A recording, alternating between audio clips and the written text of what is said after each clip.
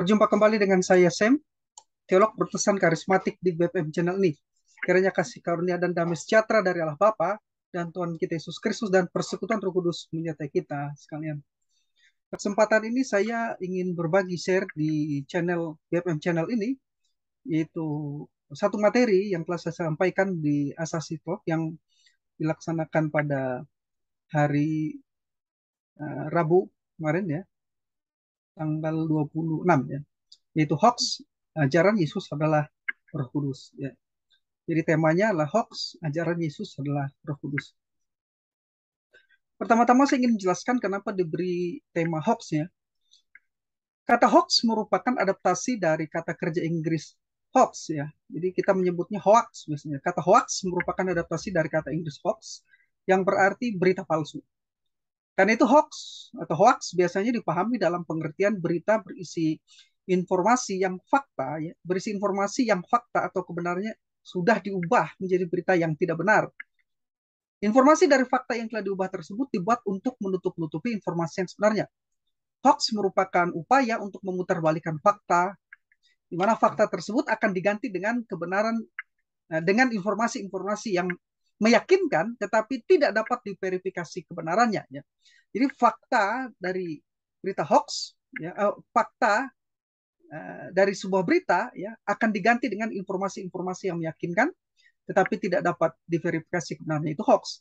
Karena itulah hoax juga dipahami sebagai suatu manipulasi informasi yang sengaja dilakukan dan bertujuan untuk memberikan pengakuan atau pemahaman yang salah. Di dalam berita hoax terdapat penyelewengan fakta yang bertujuan menarik perhatian. Nah, hoax Yesus adalah Roh Kudus muncul di website Sarapan Pagi Biblika. Ya. Hoax Yesus adalah Roh Kudus muncul di website Sarapan Pagi Biblika, Sarapan Pagi Biblika dalam sebuah artikel Yesus dan Roh Kudus yang ditulis oleh Rita Wahyu, ya, baik selaku kontributor untuk artikel dan juga admin untuk website Sarapan Pagi Biblika tersebut. Ya, ini saya akan share ya, yang saya kutip di situ ya. Sebentar dulu. Ya. Nah, ini. Ya.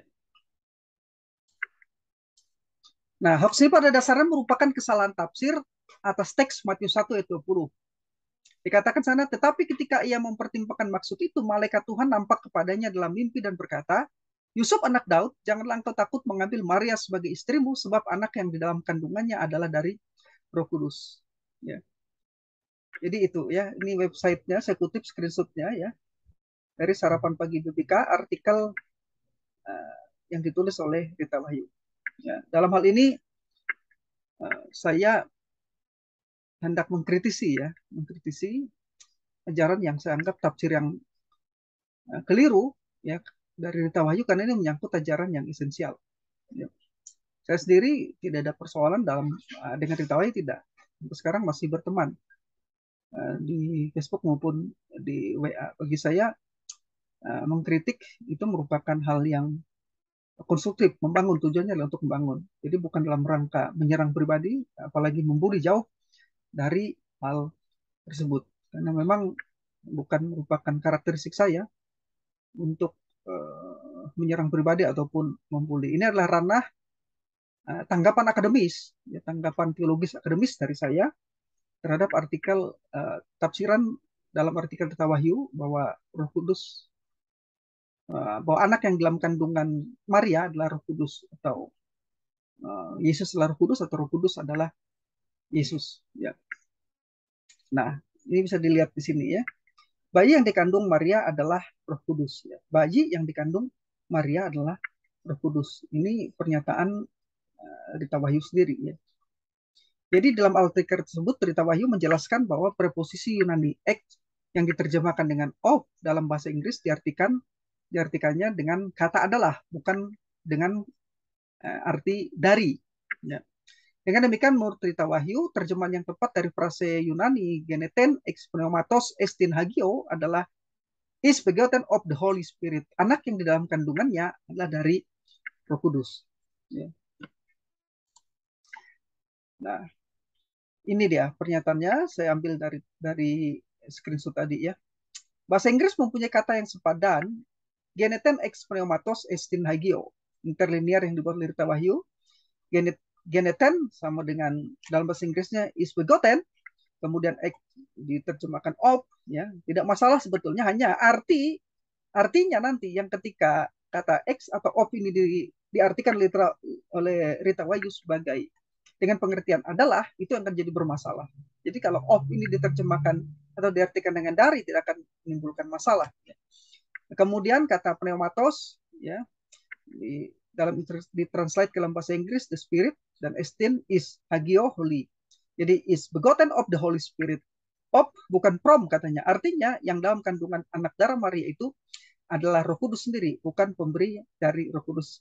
Jadi di sini kata Yunani X jelas ya, yang diterjemahkan dengan of itu yang diubah oleh Rita Wahyu tafsirannya, ya, yang seharusnya diterjemahkan dari, dia katakan of bukan dari, ya. Lalu dia artikan bahwa of itu preposisi Yunani, kata depan Yunani X itu, of itu ada diterjemahkan dengan adalah, bukan dari, ya. Nah, artinya dalam kandungan anak darah Maria itu adalah Roh Kudus. Roh Kudus sendiri katanya, bukan pemberian dari Roh Kudus. Jadi Rita Wahyu mengatakan anak yang ada dalam kandungan itu adalah Roh Kudus sendiri, bukan pemberian Roh Kudus, atau bukan berasal dari Roh Kudus. Tentu saja ini merupakan dua pengertian yang berbeda nantinya. Nah, maka secara kontekstual Matius 1:20 mempunyai pengertian bahwa anak dalam kandungannya adalah sehakikat Roh Kudus. Nah, di sini pernyataan Rita Wahyu blunder gitu ya. Di satu sisi dia mengatakan X, preposisi X of itu dalam bahasa Inggrisnya diterjemahkan dengan adalah, ya. Dan itu menyatakan bahwa Roh Kudus, bayi janin itu yaitu Yesus adalah Roh Kudus. Lalu dia juga mengatakan bahwa dalam pernyataan lainnya anak dalam kandungannya adalah sehakikat dengan Roh Kudus. Jadi anak dalam kandungan sehakikat dengan Roh Kudus dengan pernyataan anak dalam kandungan adalah Roh Kudus itu jelas merupakan dua pernyataan yang berbeda. Ya. Kalau sehakikat dengan Roh Kudus berarti Roh Kudus dengan Yesus itu adalah dua pribadi, ya. Dan ini benar, ya. Dalam konstruksi Trinitas, Bapa, Anak dan Roh Kudus itu sehakikat tapi dapat dibedakan. Tetapi pernyataan Rita Wahyu yang mengatakan bahwa anak dalam kandungannya adalah Roh Kudus itu tidak menyatakan Roh Kudus dan Yesus sehakikat, tapi satu, ya. Satu dalam pengertian Roh Kudus itu adalah Yesus, Yesus itu adalah Roh Kudus. Jadi bukan dua pribadi, tapi satu. Nah, disitulah problematiknya. Dalam satu artikel, dalam satu tulisan, ya, pada waktu yang bersamaan ada kontradiktif di dalam pernyataan itu. Ini yang teman saya, Dr. Sally Paparan, katakan bias gitu ya. Dan ini berbahaya. Kenapa? Karena satu pernyataan yang benar-benar pernyataan Alkitab, ya, bahwa Yesus dan Roh Kudus itu sehakikat, tapi kemudian dimasukkan sebuah ajaran yang salah, ya, sebuah tafsiran yang menghasilkan ajaran yang salah bahwa Roh Kudus dan Yesus itu sama gitu. Ya. Nah, ini yang saya sebut dengan hoax tadi. Hoax itu munculnya di situ. Di mana Rita Wahyu mengatakan bahwa Yesus dengan Roh Kudus itu sehakikat. Benar, memang benar itu sehakikat. Saya sepakat, dan itu sesuai dengan konstruksi teologi Trinitas, Trinitarianisme. Bahwa Bapa, Putra, dan Roh Kudus itu sehakikat, tapi bisa dibedakan. Tetapi ketika mengatakan bahwa Roh Kudus adalah Yesus, itu beda lagi. Itu berarti hanya satu. Baik Roh Kudus, artinya Roh Kudus dan Yesus ini adalah satu pribadi. Bukan sehakikat lagi, tapi satu, benar-benar satu pribadi gitu ya. Jadi bukan dua pribadi ya, dalam pengertian yang dipahami oleh Trinitarianisme. Nah, disinilah muncul hoax itu, ya. Muncul hoaxnya itu di situ, ya. Nah, kan itu saya perlu memberikan tanggapan apologetik saya, ya, tanggapan apologetik dari saya mengenai hal ini, ya. Nah, berikut ini tanggapan apologetik saya, ya, atas kesalahan tafsir Tawayu tersebut yang saya rangkum dalam 5 poin berikut. Yang pertama, poin pertama, secara teologis. Ini secara teologis, apabila prase geneten ex pneumatos esten hagio yang diterjemahkan oleh Rita Wahyu yang dalam kandungannya adalah Roh Kudus, bagaimana yang saya jelaskan tadi di atas, maka itu artinya Yesus dan Roh Kudus Yesus adalah Roh Kudus yang berinkarnasi. Jadi Yesus adalah Roh Kudus yang berinkarnasi. Ya, dengan demikian Yesus dan Roh Kudus adalah pribadi yang sama, bukan pribadi yang berbeda. Yesus adalah Roh Kudus yang berinkarnasi. Karena dia berinkarnasi, maka nantinya yang disalibkan adalah Roh Kudus. Karena Roh Kudus yang berinkarnasi. Ya. Itu konsekuensi logis dari penerjemahan berita wahyu atas genetem ex pneumatos estin, hagio yang terjemahkan yang dalam kandungannya adalah Roh Kudus. Itu berarti yang berinkarnasi adalah Roh Kudus, yang mati disalibkan nanti juga adalah Roh Kudus. Karena Yesus adalah Roh Kudus, ya. Nah, itu konsekuensi logisnya. Saya harap Berita Wahyu memikirkan sampai ke sana konsekuensi logis dari pernyataan teologis itu. Nah, yang kemudian lagi lebih jauh lagi konsekuensi logisnya ialah para wanes, ya, bidat-bidat Sabellian dan para wanes itu berada di belakang membonceng di belakang pernyataan Berita Wahyu ini, ya. Ini bahayanya.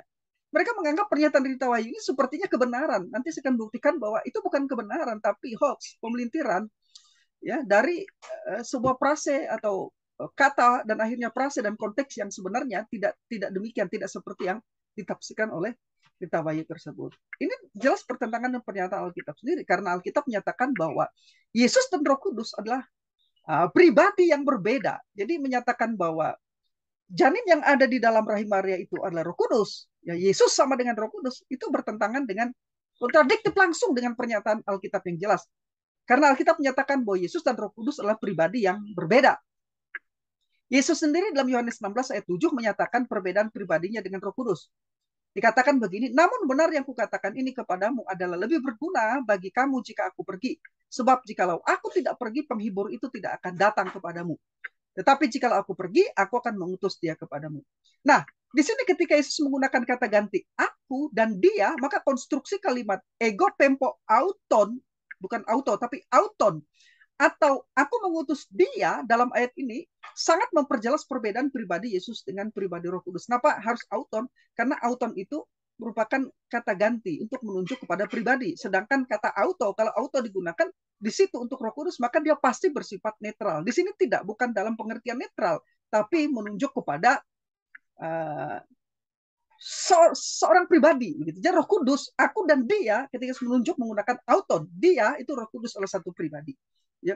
Nah, dalam ayat ini sangat memperjelas perbedaan pribadi Yesus dengan pribadi Roh Kudus. Ya. Perhatikan bahwa di sini kata ego menunjuk kepada Yesus dan kata auton menunjuk kepada pribadi Roh Kudus. Kata ganti auton dalam kasus akusatif ini hendak menjelaskan bahwa Roh Kudus merupakan objek tindakan dari kata kerja Yunani pempo atau mengutus yang dilakukan Yesus. Nah, tentu saja Roh Kudus yang diutus oleh Yesus ini adalah pribadi yang sama dengan dirinya, sebab di bagian lain Yesus menyebut Roh Kudus sebagai alon parakleton atau seorang penolong yang lain. Yohanes 14 ayat yang ke-16. Nah, istilah parakleton dalam ayat ini merupakan impleksi dari kata parakletos yang berarti penolong atau perantara. Yesus sendiri juga disebut sebagai parakletos, 1 Yohanes pasal 2 ayat 1. Dan ia menjanjikan akan mengirim parakletos yang lain yang sama atau setara dengan dia, yaitu Roh Kudus. Nah, kesadaran pribadi Yesus dan Roh Kudus ini dijelaskan dengan kata sifat alon atau yang lain dan bukan menggunakan kata Yunani heteros. Kenapa? Karena kata sifat alon merupakan infleksi dari kata sifat alos dan heteros keduanya sama-sama berarti yang lain, tetapi dengan pengertian yang berbeda. Kata alos berarti yang lain tetapi sama jenisnya, sedangkan kata heteros berarti yang lain berlainan jenisnya. Maksudnya begini, ketika saya minum sebotol segelas aqua, ya, ketika saya minum segelas aqua dan saya kurang, saya mau minta lagi segelas aqua, maka saya harus menggunakan alon. Ya. Dan ketika saya mengatakan saya memerlukan alon, ya, maka orang akan memberikan kepada segelas aqua. Tapi kalau saya mengatakan saya haus dan mengatakan heteros, maka orang akan memberikan yang lain, tidak harus aqua, bisa saja itu prop, bisa juga itu le mineral yang diberikan orang kepada saya. Jadi kedua kata itu memiliki pemakaian yang signifikan berbeda gitu ya. Nah, jadi parakletos alon di situ adalah pribadi yang lain tapi sama seperti pribadi Yesus sendiri ya. Dengan demikian penolong yang lain yang dimaksud Yesus adalah Roh Kudus, seorang pribadi yang berbeda dari Yesus, namun kedua pribadi yang berbeda tersebut memiliki hakikat, tujuan, kehendak dan rencana keilahian yang sama sebagai Allah. Jadi dapat disimpulkan bahwa di dalam ayat tersebut yaitu Yohanes 16 ayat 7 dan Yohanes 14 ayat 16, hendak menyatakan bahwa sesungguhnya pribadi Yesus bukanlah pribadi Roh Kudus, dan pribadi Roh Kudus bukanlah pribadi Yesus. Kedua pribadi itu setara atau sama identik, sama-sama Allah yang tidak terpisahkan dalam satu kesatuan. Nah, jadi itu argumentasi yang pertama. Jadi ketika Rita Wahyu menyatakan janin yang ada dalam kandungan Maria itu adalah Roh Kudus atau Roh Kudus adalah Yesus, itu langsung kontras dengan pernyataan yang jelas oleh Yesus bahwa dia dengan Roh Kudus adalah pribadi yang berbeda, karena Yesus akan mengutus Roh Kudus, ya. Bukan Yesus mengutus dirinya sendiri, tapi Yesus akan mengutus Roh Kudus, ya.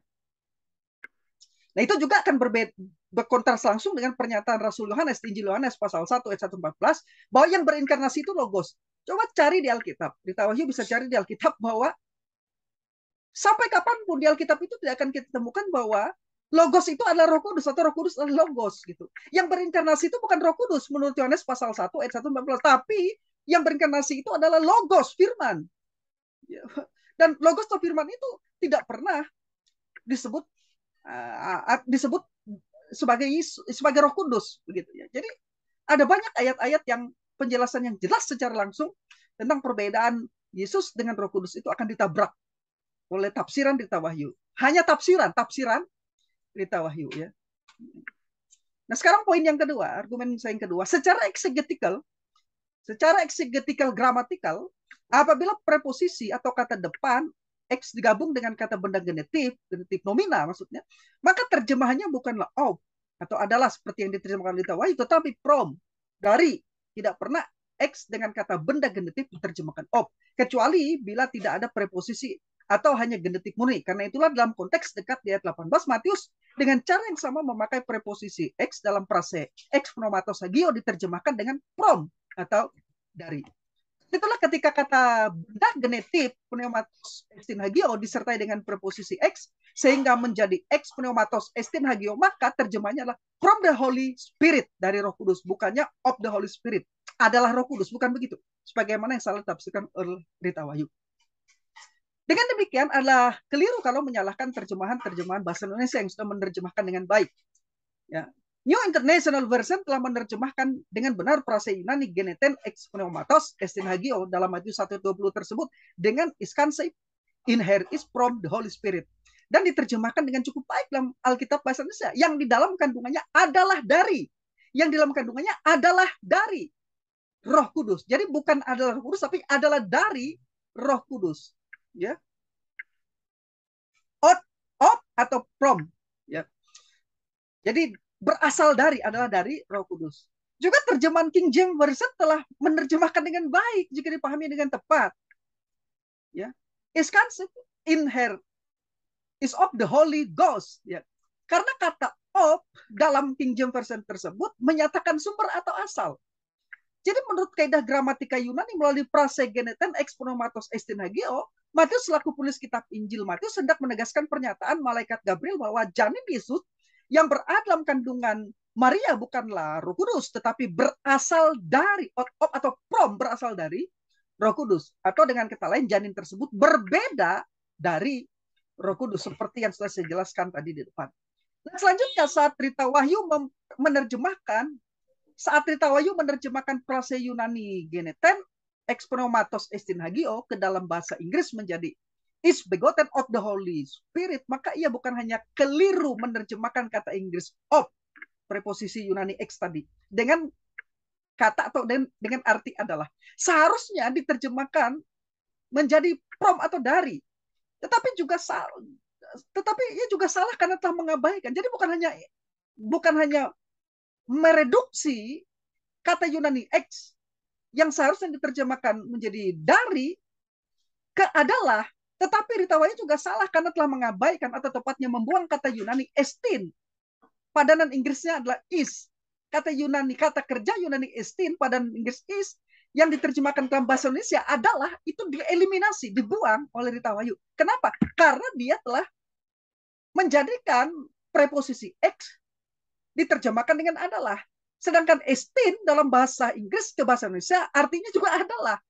Jadi di sini terlihat bahwa preposisi X memang dipertahankan oleh Rita Wahyu. Tetapi bagi Rita Wahyu, preposisi X atau of dalam bahasa Inggris tersebut artinya adalah, bukan dari. Namun konsekuensi logis seperti saya jelaskan tadi yang tidak terhindarkan karena menerjemahkan preposisi of tadi sebagai adalah dengan membuang kata kerja istin. Ya. Ini konsekuensi logis tak terhindarkan lagi. Jadi Rita Wahyu mengeliminasi kata kerja istin. Ini merupakan satu-satunya cara dilakukan karena alasan istin berarti adalah atau is. Ini harus dibuang oleh Rita Wahyu. Karena kata istin ini apabila dipertahankan akan menjadi menghasilkan arti yang sama dengan preposisi X yang diterjemahkan Rita Wahyu dengan adalah. Jadi akan ada double adalah nanti.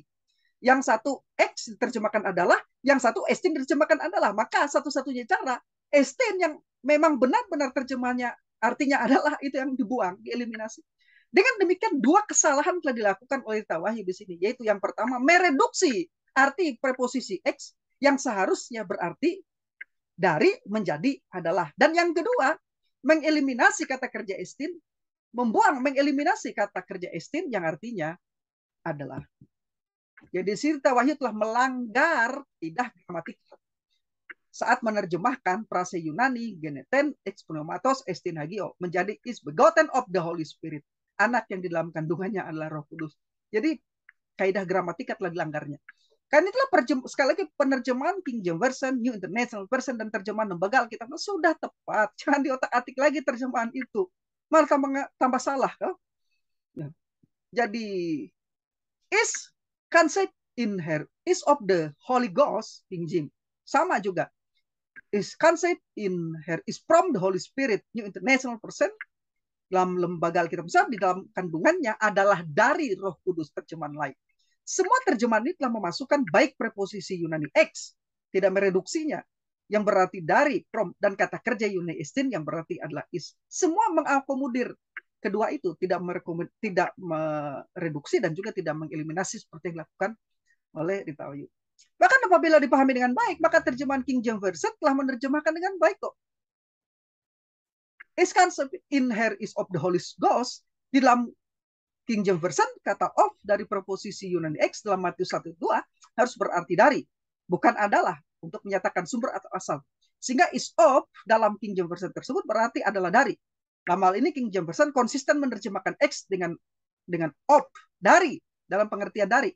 Karena di ayat sebelumnya, yaitu Matius 1 ayat 3 misalnya, preposisi X diterjemahkan of dalam King James Version berarti dari dalam kalimat Yehuda memperanakan Peres dan Jerah dari. Nah, kata dari situ adalah preposisi Yunani X. Di dalam King James menggunakan kata of. Jadi of di ayat 3 diterjemahkan dengan dari. Tetapi Rita Wahyu menerjemahkan di ayat yang berikutnya kata of itu menjadi adalah. Ini akan kontradiktif dengan konsistensi King James Version yang menerjemahkan of dengan dari. Apalagi ada is di depannya, is of berasal dari. Ya. Jadi akan bermakna aneh, agak lain apabila preposisi of dalam Matius 1 ayat 3 diterjemahkan sama persis seperti Rita Wahyu menerjemahkan jadi adalah. Maka Matius pasal 1 ayat 3 itu kan berbunyi, Yehuda memperanakan Peres dan Jerah adalah Terah, gitu kan. Aneh begitu terjemahan seperti itu. Ya. Jadi tidak konsisten gitu. Sedangkan King James Version itu konsisten menerjemahkan kata of itu ya. Preposisi X dengan of yang pengertiannya dari. Ya. Nah, sebagai tambahan perlu diketahui bahwa arti dari suatu bagian atau paragraf harus ditentukan penyelidikan kata-kata yang ada di dalamnya dan hubungannya dalam kalimat. Kita menyebutnya sebagai gramatika tata bahasa. Tata bahasa diperlukan untuk menyampaikan suatu berita dengan jelas dan akurat. Tata bahasa sendiri berkaitan dengan kaidah dari struktur yang terdiri dari unsur penting seperti subjek, objek, predikat, kata kerja, kata sifat, kata keterangan, kata ganti, kata sambung, dan lainnya. Ya. Kaidah dari struktur tersebut digunakan oleh penulis kitab untuk menyusun kalimat sebagai kesatuan yang bermakna dan dapat dipahami oleh pembaca pada saat kitab itu ditulis. Secara metodologi, penelitian gramatika paling sedikit meliputi dua hal, yaitu penyelidikan kata, leksiologi, dan penyelidikan tata bahasa, dan relasi sintaksis. Ya. Jadi ada leksiologis dan sintaksisnya. Nah, karena kata memiliki artinya masing-masing dan maksud penggunaannya ya, sangat bertalian erat dengan kata-kata lain yang membentuk sebuah kalimat, maka penyelidikan antar kata atau antar frase kalimat menjadi sangat penting. Inilah yang disebut dengan relasi sintaksis. Saya sudah jelaskan tadi di atas. Yaitu menyelidiki hubungan antar kata dalam sebuah kalimat atau anak kalimat atau frase. Jadi sebenarnya yang terutama ialah bagaimana agar penafsiran gramatika tidak melenceng dari maksud keseluruhan teks dan sinkron dengan keseluruhan konteks. Ya, yang jadi tafsiran Rita itu jelas tidak sinkron, bukannya tidak sinkron dengan mereduksi preposisi Yunani X dan mengeliminasi kata kerja Yunani estin. Itu melanggar kaidah gramatika. Ya. Ini saya merekomendasi buku sebentar. Ya, ini dia. Daniel B. Wallace, seorang pakar perjanjian baru dan profesor di Dallas Theological Seminary, dalam bukunya Greek Grammar Beyond the Basic menjelaskan 5 fungsi preposisi X. Yang salah satunya saya jelaskan tadi penggunaannya untuk menyatakan asal atau sumber, out of atau from. Ya. Ya, jadi ada 5. Saudara bisa lihat di buku itu, ya. Di halaman 78 sampai 136 Daniel Wallace menjelaskan memang ada beberapa fungsi, tapi Daniel Wallace meringkasnya menjadi 5 fungsi. Ya. Nah, ini tadi penjelasan singkat gramatikal Matius 1:20 yang ditafsir secara salah oleh Rita Wahyu, ya. Garhen autegeneten ex pneumatos estin hagio. Ini dia padanannya ya dalam bahasa Indonesia dan bahasa Inggris juga saya cantum sebagian. To ya itu artikel definite nominatif netral tunggal, diterjemah diartikan dengan itu. Gar konjungsi atau penghubung koordinatif, ya diterjemahkan dengan because sebab atau karena.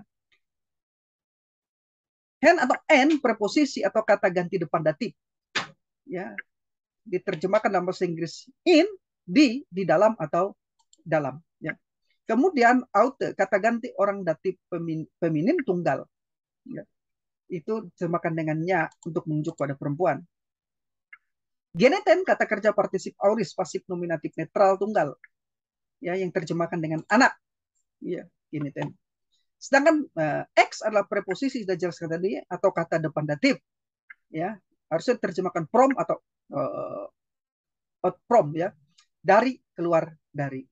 Kemudian pneumatos kata benda genetik netral tunggal menunjuk pada Roh Kudus, ya kata kerja indikatif kala kini orang ketiga tunggal yaitu estin yang dieliminasi oleh Rita Wahyu tadi itu diterjemahkan dia adalah atau adalah, bahasa Inggrisnya is, ya. Sedangkan kata agio adalah kata sifat normal genetik kudus, ya yang dilekatkan pada pneuma atau Roh Kudus, ya. Dengan demikian Togarhen aute geneten ex pneumatos estin hagio telah diterjemahkan dengan baik di dalam King James Version. For that which is conceived in her is of the Holy Ghost, atau because which is conceived in her is from the Holy Spirit, New International Version. Anak sebab, ya because sebab anak yang ada di dalam kandungannya adalah berasal dari Roh Kudus. Terjemahan Lembaga Alkitab. Dari 3 terjemahan ini sudah menerjemahkan dengan benar. Jangan diotak-atik malah jadi tambah salah seperti yang ditafsirkan oleh Rita Wahyu, ya. Nah, itu yang kedua, ya. Sekarang argumentasi saya yang ketiga. Secara hermetikal biblikal berdasarkan penjelasan poin 1 dan 2 di atas, maka terlihat Rita Wahyu telah mengabaikan prinsip penafsiran Alkitab dengan mempertimbangkan konteks. Jadi bukan hanya kurang mempertimbangkan arti kata, ya, tapi juga telah mengabaikan prinsip penafsiran Alkitab dengan mempertimbangkan konteks. Dan saya jelaskan tadi, ya ada beberapa konteks yang dilanggar untuk preposisi X itu, ya diterjemahkan dengan adalah seharusnya dari atau berasal dari, gitu, ya. Baik di konteks dekat di ayat yang ke Matius 1:18 dan ayat yang ketiga seterusnya. Konteks yang agak lebih jauh lagi di Yohanes pasal 1 ayat 1, di mana yang berinkarnasi adalah Logos, itu bukan Roh Kudus. Logos tidak pernah sama dengan atau identik dengan Roh Kudus. Pribadi Logos atau pribadi kedua Trinitas itu berbeda, yaitu Logos itu berbeda dari Roh Kudus, ya. Nah, penarikan kesimpulan bahwa Yesus adalah Roh Kudus atas teks Matius 1:20 jelas mengabaikan konteks. Ini yang telah dilakukan Rita Wahyu. Padahal prinsip pertama dan utama dalam menafsirkan Alkitab adalah menafsir kata, frase, kalimat, dan ayat dengan terlebih dahulu mempertimbangkan konteksnya. Menafsir teks, ya, yang tidak dibaca dan dipelajari dengan memperhatikan konteks akan menjadi dalil atau pretext, ya. Karena seringkali memberi arti yang salah. Pretext adalah interpretasi yang dibuat-buat yang kelihatannya valid. Ya, padahal kenyataannya hal itu mengaburkan makna yang sebenarnya dari teks. Ini merupakan bahaya yang perlu diwaspadai oleh para penafsir Alkitab. Dengan demikian, prinsip penafsir berdasarkan konteks ini berfungsi sebagai peringatan terhadap kecenderungan populer saat ini, khususnya untuk terlibat dalam proof teks, bukti teks yang tidak valid gitu. Jadi teks ini dibuktikan tapi tidak valid begitu, membuktikan teks tapi tidak valid cara pembuktiannya. Ya, teks itu sendiri benar, tapi ya terjadi proof teks karena menafsirkan teks tidak valid. Mengutip bagian-bagian Alkitab untuk membuktikan sebuah doktrin atau standar bagi kehidupan Kristen tanpa mempelajari dan mempertimbangkan konteksnya. Teks yang dimaksud di sini menunjuk pada kalimat atau bagian yang ada di sekitar teks ayat yang ditafsir. Konteks itu sendiri terdiri dari konteks dekat, ayat-ayat paling dekat yang berada sebelum dan sesudah teks yang ditafsirkan, dan ditafsir berada konteks jauh, ya, yang ada di sekitar teks, dan konteks jauh mulai konteks itu sendiri terdiri dari konteks dekat, ayat-ayat yang paling dekat yang berada sebelum atau sesudah teks yang ditafsirkan tadi, sudah saya peragakan tadi di Matius tadi, ya. Dan konteks jauh mulai dari seluruh bagian pada kitab di mana teks yang hendak ditafsirkan berada hingga seluruh Alkitab, ya. Atau apabila digambarkan dalam sebuah bentuk lingkaran, mulai dari lingkaran terdekat, konteks langsung, konteks keseluruhan kitab, kemudian konteks dari kumpulan kitab-kitab dari penulis yang sama, konteks seluruh perjanjian lama atau perjanjian baru, dan keseluruhan Alkitab. Hanya Alkitab dan seluruh Alkitab kita kenali dengan slogan sola et tota scriptura. Sola et tota scriptura. Hanya Alkitab dan seluruh Alkitab. Begitulah cara kita menafsirkan Alkitab berdasarkan konteks. Perhatikan ini, satu ayat atau satu kalimat, satu frase, atau bahkan satu kata yang diambil dari Alkitab bukan firman Allah, bukan lagi firman Allah apabila ayat, kalimat, frase, atau kata itu ditempatkan pada konteks yang mengubah makna dari maksud Allah dalam konteks yang sesungguhnya. Jadi menafsirkan bayi yang ada dalam rahim Maria itu adalah Roh Kudus, ya, itu bukan lagi firman Allah. Karena maksud penulis Paulus seperti demikian. Paulus mengatakan janin yang ada dalam rahim itu berasal dari Roh Kudus, bukan adalah. Ketika mengganti kata berasal dari, ya, X itu, ya, berasal dari, preposisi X diganti dengan adalah, itu seketika ayat itu bukan lagi firman Allah karena telah mengubah makna sebenarnya. Ingatlah bahwa tiap kata, frase, kalimat dalam Alkitab tidak eksis sebagai fragmen-fragmen yang terpisah dan berdiri, melainkan merupakan bagian dari keseluruhan. Karena itulah sebuah kata, frase, atau makna harus dipahami dalam kaitannya dengan konteks secara keseluruhan. Tota scriptura. Karena itu saya sepakat dengan Grant R. Osborne, ya. Ini ada sebentar saya tampilkan dulu, ya. Profesor Grant R. Osborne yang mengatakan begini dalam buku The Hermeneutical Spiral, ya. Spiral hermeneutik, The Hermeneutic Spiral. Ya, saya sepakat dengan Profesor Perjanjian Baru di Trinity Evangelical Divinity School, yaitu Profesor Grant R. Osborne, mengatakan tahap pertama dalam studi Alkitab yang serius adalah mempertimbangkan konteks yang lebih luas di mana sebuah bagian ditemukan. Kecuali kita dapat memahami keseluruhannya sebelum mencoba membedah bagian-bagiannya, penafsiran akan gagal sejak awal. Dan di sini kita lihat Rita Wahyu gagal sejak awal, ya, karena mengabaikan konteks keseluruhan dari menafsir sebuah ayat. Matius 1 ayat yang ke-20 dengan mengabaikan keseluruhan konteks Matius 1 itu, dan juga konteks-konteks yang jauh dari itu ke Injil Yohanes dan juga ke pernyataan-pernyataan Yesus yang lainnya. Jadi pernyataan-pernyataan tidak memiliki arti jika terlepas dari konteks. Itu kata Profesor Osborne di Hermeneutical Spiral di halaman 20, ya. Kemudian, ya, saya juga sepakat dengan 3 orang profesor yang menulis Introduction to Biblical Interpretation, ya, Profesor William Klein dan kawan-kawannya, yaitu Craig L. Blomberg, ya, kemudian ada lagi satunya Robert L. Hobart, ya. Nah, mereka mengatakan begini, Setiap pernyataan harus dipahami sesuai dengan makna aslinya dalam konteks sastra di mana pernyataan itu muncul. Ini mungkin satu-satunya prinsip hermeneutika yang paling penting karena konteks sastra merupakan inti dari semua komunikasi bahasa. Ini mempengaruhi pemahaman pembaca tentang arti kata-kata individu dan arti dari pernyataan yang lengkap. Jadi arti kata tidak boleh dipahami di luar konteks. Begitu di luar konteks, itu akan terjadi penyimpangan, ya. Oke, saya lanjutkan lagi sekarang untuk poin yang argumen saya di poin yang ketiga. Secara doktrinal historikal, tafsiran Dita Wahyu atas Matius 1 ayat 20 bahwa Yesus adalah Roh Kudus jelas kontras dengan doktrin Trinitarianisme Kristen, Trinitaris ya, yang menyatakan dengan tegas bahwa Yesus dan Roh Kudus adalah pribadi yang berbeda. Nah, kita tahu bahwa rumusan formulasi Trinitas yang pertama kali dicetuskan oleh Tertullianus adalah tres personam una substantia discreti non separate, atau tiga pribadi satu substansi atau satu hakikat berbeda tak terpisahkan. Ya. Nah, namun formulasi resmi ajaran Trinitas dinyatakan dalam Konsili Nikea 325 Masehi di mana Athanasius, bisop dari Alexandria, memiliki peran yang sangat besar dalam perumusan formulasi Trinitarianisme Kristen tersebut. Ya. Terkait dengan kontroversi dengan Arius, penatua dari Alexandria, di mana dalam Konsili Nikea tersebut kesetaraan hakikat atau esensi atau homousios, Bapa, Anak, dan Roh Kudus ditegakkan dan ditegaskan. Nah, Konsili Nikea pada tahun 325 Masehi ini dipertegas dalam Konsili Konstantinopel tahun 381 Masehi dan kemudian dilengkapi oleh Gregorius dari Nazianzus atau Bapa dari Kapadokia bersama Basilius Agung, memberikan kepada kita formulasi paling ringkas namun representatif mengenai ajaran Trinitarianisme Kristen, yaitu Mia Osia Theis Upos Taseis, atau satu esensi, tiga pribadi. Nah, adapun konstruksi dasar dari doktrin Trinitas tersebut sebagai berikut. Ini konstruksi dasar dari doktrin Trinitas. Coba perhatikan, saya jelaskan seperti konstruksi dasarnya ya. Saya share dulu. Ini konstruksi dasarnya.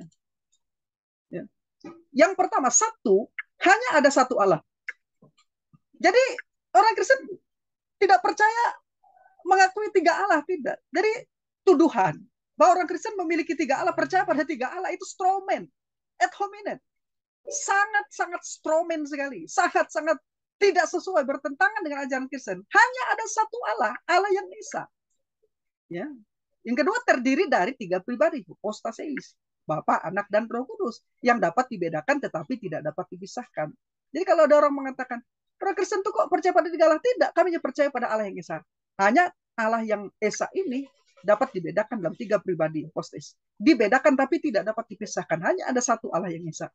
Nah, ketiga pribadi setara dan bersatu tetapi tidak melebur. Jadi ketiganya itu dapat dibedakan, tidak dapat dipisahkan, setara, bersatu tapi tidak melebur.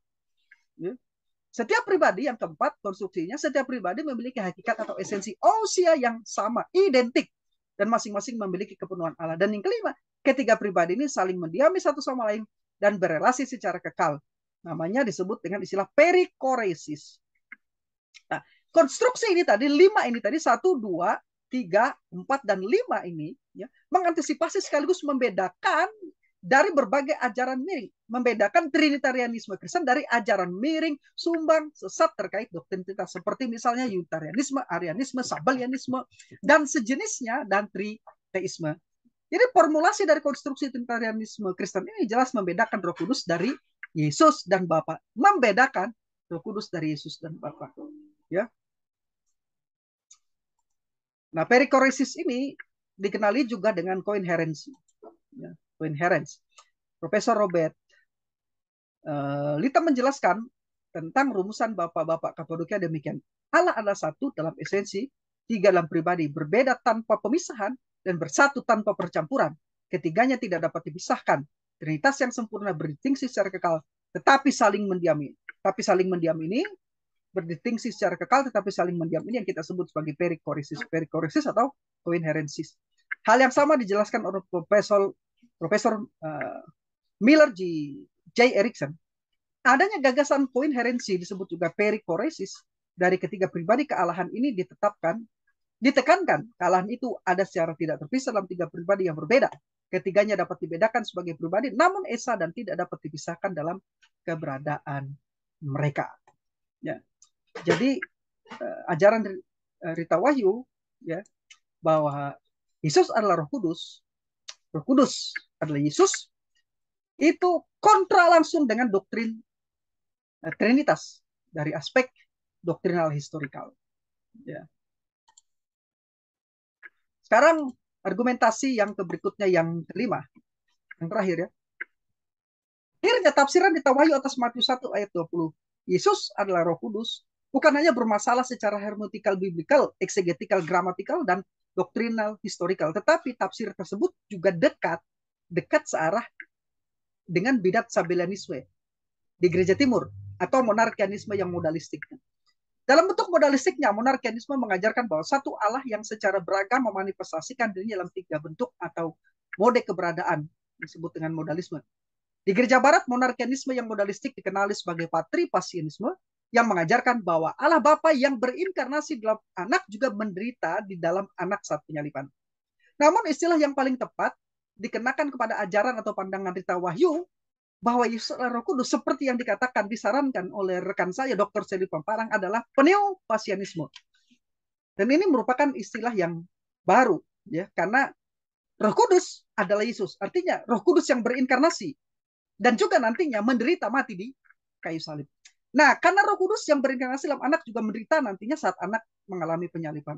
Pandangan pneupasianisme ini tentu saja bertentangan dengan pernyataan Alkitab, karena menurut Yohanes 1 ayat 1-14, pribadi Logos anaklah yang berinkarnasi. Dan tidak ada di bagian manapun dalam Alkitab yang menyatakan bahwa Roh Kudus adalah Logos atau Roh Kudus adalah Yesus. Tidak ada sama sekali. Nah, sebagai catatan tambahan, perlu diketahui bahwa baik Gereja Timur maupun Gereja Barat ya, itu sama-sama menerima dan meyakini doktrin Trinitarianisme Kristen. Katolik dan Ortodoks juga sama seperti Protestan. Nah, Gereja Timur dan Gereja Barat sama-sama mengaku keesaan Allah dan juga membedakan pribadi Bapa, Anak, dan Roh Kudus. Jadi pembedaan mendasar dari Gereja Timur dan Gereja Barat bukan terjadi hingga terjadinya perpecahan bukan pada isu ketigaan pribadi dalam kalangan, tetapi soal prosesi kekal atau generasi kekal, yaitu apakah Roh Kudus keluar eksporeusis dari Bapa, itu pandangan Gereja Timur, ataukah keluar dari Bapa dan Anak, eksporeusis dari Bapa dan Anak, ini pandangan Gereja Barat. Nah, Credo Nikia sebagaimana dirumuskan dalam Konsili Konstantinopel pada tahun 381 mengakui iman kepada Roh Kudus, Tuhan dan pemberi hidup, ya, yang keluar dari Bapa. Namun di Gereja Barat teks aslinya keluar dari Bapa, diubah sehingga dibaca keluar dari Bapa dan Anak, ya. Perubahan ini berakar dalam teologi Gereja Barat, khususnya teologi Agustinus, kemudian diafirmasi dalam konsili di Toledo pada tahun 589 Masehi yang pada akhirnya masuk ke dalam kredo Gereja Barat sampai saat ini. Nah, perubahan ini tidak disukai oleh Gereja Timur dan menganggap perubahan yang sewenang-wenang dan sepihak atas pengakuan iman ekumenikal tersebut sebagai arogansi dari Gereja Barat, karena tanpa berkonsultasi dengan saudara seiman dari Gereja Timur. Saya sepakat bahwa memang sepakat dengan Gereja Timur di sini bahwa seharusnya ketika merubah suatu pengakuan yang bersifat oikumenal yang telah dirumuskan bersama, oikumenikal, maka harus dibicarakan bersama-sama. Ya. Tetapi dalam hal ini saya sepakat dengan Gereja Barat bahwa Roh Kudus keluar dari Bapa dan Anak. Jadi kesepakatan saya dan Gereja Timur tadi, masalah mereka tidak menyukai bahwa Gereja Barat sewenang-wenang mengubah itu. Harusnya melalui sebuah konsili lagi. Dan dalam hal itu sepakat harus dibicarakan bersama. Tapi saya sepakat dengan Gereja Barat bukan dengan Gereja Timur di sini, bahwa Roh Kudus itu keluar dari Bapa dan Anak, generasi kekal, Roh Kudus dari Bapa dan Anaknya. Jadi isu doktrinal prosesi kekal inilah yang menjadi penyebab utama perpecahan antara Gereja Timur dan Gereja Barat yang dimulai pada tahun 1054 Masehi dan terus berlanjut sampai sekarang. Jadi sekali lagi isu utama perpecahan Gereja Timur dan Gereja Barat itu bukan soal kesatuan dan ketigaan.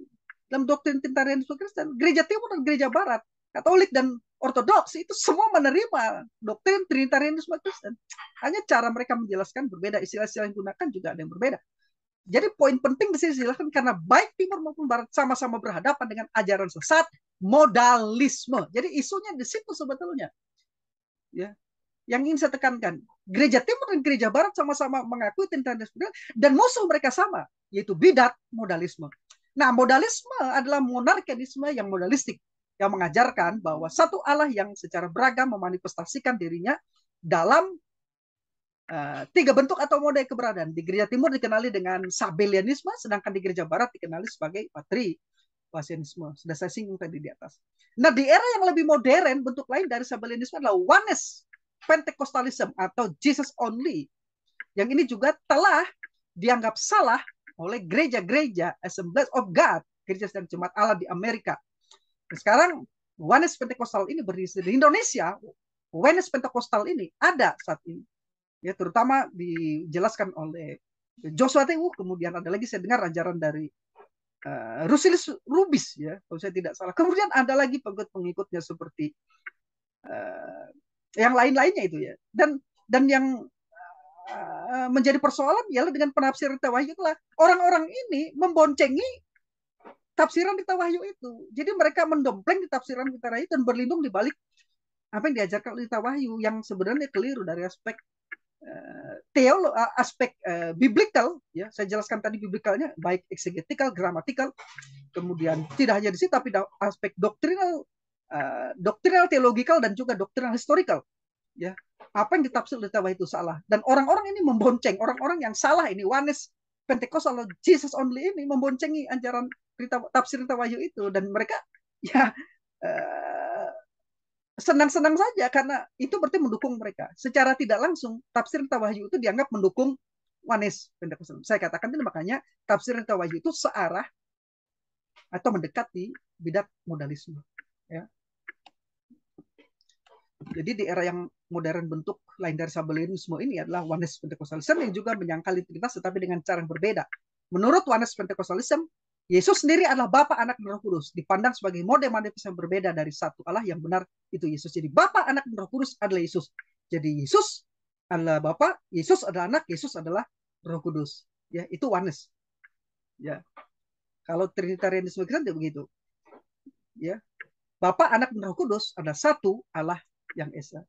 Apakah Yesus Allah? Ya. Apakah Roh Kudus Allah? Ya. Apakah Yesus Allah? Ya. Apakah tiga Allah? Tidak. Satu Allah. Ya. Jadi Bapa, Anak, dan Roh Kudus itu adalah satu Allah yang esa. Apakah Bapa sama dengan Yesus? Tidak. Apakah Yesus sama dengan Bapa? Tidak. Apakah Yesus sama dengan Roh Kudus? Tidak. Apakah Roh Kudus sama dengan Yesus dan Bapa? Tidak. Dalam pribadi, istilah pribadi, person, ya, mereka berbeda, tapi mereka satu hakikat, yaitu Allah yang esa. Itu Trinitarian. Konstruksinya sudah saya jelaskan tadi atas, yang sangat berbeda dengan Oneness Pentecostalism. Di dalam kesempatan yang lain saya pernah mendengar dari YouTube-nya bahwa Rita Wahyu mengakui dirinya mempercayai doktrin Trinitas, percaya bahwa ada nafas Trinitas dalam Alkitab, ya seperti yang diakui oleh Gereja Timur juga Gereja Barat, diakui oleh Gereja Katolik dan juga gereja-gereja Ortodok dan Protestan. Namun pernyataan Rita Wahyu yang mengidentifikasi Yesus dengan Roh Kudus sebagai satu pribadi yang sama, identik dalam sama atau identik satu pribadi dalam tafsiran Matius 1 ayat 20 jelas kontradiktif langsung dengan kepercayaan Trinitarianisme Gereja Timur dan Barat, dan ini justru mengarah kepada binitarianisme atau duinitas, Bapa dan Anak, Bapa dan Anak atau Roh Kudus, karena Anak dan Roh Kudus itu sama menurut Rita Wahyu. Jadi itu namanya binitarianisme atau duinitas, bukan Trinitas Bapa, Anak, dan Roh Kudus. Dan itu saya berharap apabila Rita Wahyu mendengarkan apa yang saya sampaikan ini agar memeriksa kembali dan merevisi artikelnya. Juga apa yang telah saya sampaikan dan rekan-rekan saya, Dr. Stanley dan Saudara Yan Suendra di Asasi Talk tanggal 26 kemarin, supaya Rita Wahyu memeriksa kembali dan merevisi artikelnya. Saya sangat berharap itu. Supaya jangan Oneness Pentecostal dan Jesus Only itu mengambil kesempatan untuk memboncengi Rita Wahyu gitu, ya. Jadi bisa direvisi artikelnya berjudul Yesus dan Roh Kudus di website Sarapan Pagi BK terkait pernyataan bahwa Yesus adalah Roh Kudus. Ya. Nah, sekarang closing statement saya. Ya. Setiap orang Kristen bebas memiliki asumsi, opini, persepsi, dan keyakinan yang berbeda tentang suatu hal. Itu berarti termasuk saya, termasuk Rita Wahyu, termasuk yang lain. Bebas memiliki asumsi, opini, persepsi, dan keyakinan yang berbeda tentang suatu hal. Hanya saja itu kan perlu dikonfirmasi kebenarannya. Namun pertanyaannya adalah apakah keyakinan itu didasarkan pada kebenaran yang sesungguhnya? Sebuah kebenaran yang sesungguhnya adalah hakiki, tidak dapat diubah ataupun diubah. tidak dapat berubah ataupun diubah karena yang bersumber dari pribadi yang tak terbatas dan sempurna. Hanya Alkitab saja yang seharusnya menjadi kedaulatan dan otoritas tertinggi bagi kita dalam hal keyakinan dan tingkah laku kita. Apa yang dikatakan Alkitab harus menjadi penentu dalam setiap keputusan dan tindakan yang diambil. Karena setiap asumsi, opini, persepsi, dan keyakinan harus diuji oleh pernyataan yang jelas dari Alkitab. Semua pengertian teologis yang telah kita miliki sebelumnya agar tunduk pada otoritas Alkitab. Artinya apa? Pengertian-pengertian teologis dan doktrinal yang telah kita miliki sebelumnya bukan dibuang sama sekali. Ya, tapi tidak boleh mempengaruhi penafsiran kita terhadap Alkitab. Artinya ada koridor, ada pagar-pagar yang membentengi kita ketika kita menafsir Alkitab. Tetap itu disebut dengan doktrinal kita, dan kita menafsir menurut kaidah-kaidah hermeneutik yang sehat. Ya, jadi ada pagar yang melindungi sehingga seseorang tidak menafsir ke arah yang keliru dengan asumsi, opini, atau persepsi yang dia yakini. Gitu ya. Perlu dipahami apabila doktrin diartikan sebagai suatu prinsip kebenaran yang berisi pokok-pokok iman yang diajarkan oleh Alkitab yang telah disusun secara sistematis, maka Alkitab dengan ayat yang jelas harus menjadi sumber dari sumber ajaran Kristen. Saya bersyukur di sinode kami, Gereja Betel Suno, kami memiliki 12 pengakuan percaya. Dan 12 pengakuan percaya ini sudah saya riset, sudah saya teliti, koheren. Di butir 1 itu dinyatakan bahwa kami percaya Alkitab bahwa firman lanjut. Di butir yang kedua kami percaya Allah yang Esa itu Tritunggal adanya. Di butir yang ketiga kami percaya Yesus Kristus itu adalah anak Allah yang hidup.